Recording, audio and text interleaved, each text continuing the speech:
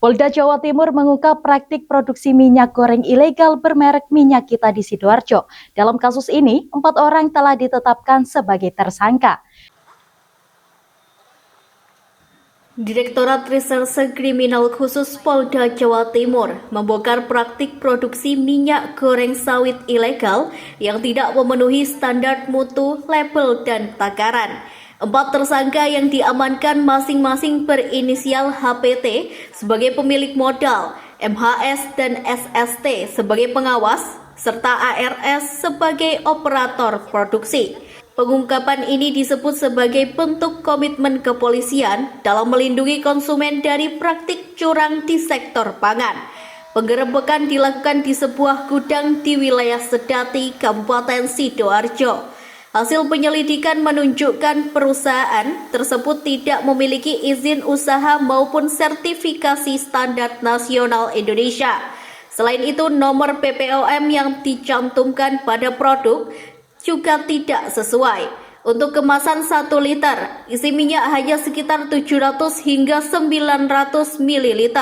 Sementara kemasan 5 liter hanya berisi sekitar 4,6 liter.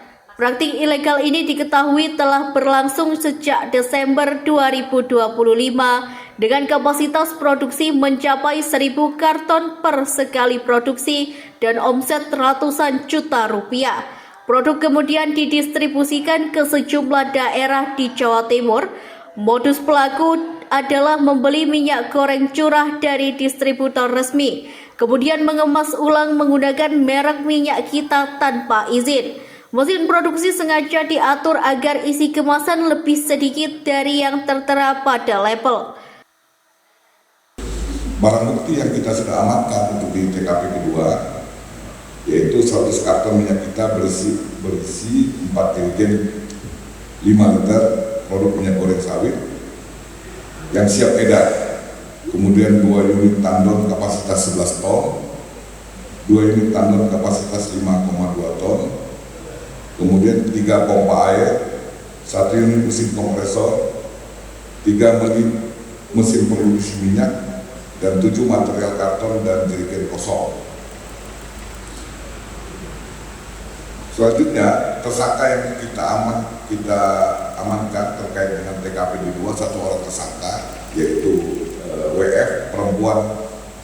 Dia adalah selaku pemilik dari perusahaan tersebut, yaitu PT Akuisa Indonesia Maju. Polisi turut menyita sejumlah barang bukti, mulai dari mesin pengemas, tangki penyimpanan, puluhan kardus minyak goreng siap edar, hingga mobil tangki. Selain itu, praktik serupa juga ditemukan di gudang lain di kawasan Taman Sidoarjo.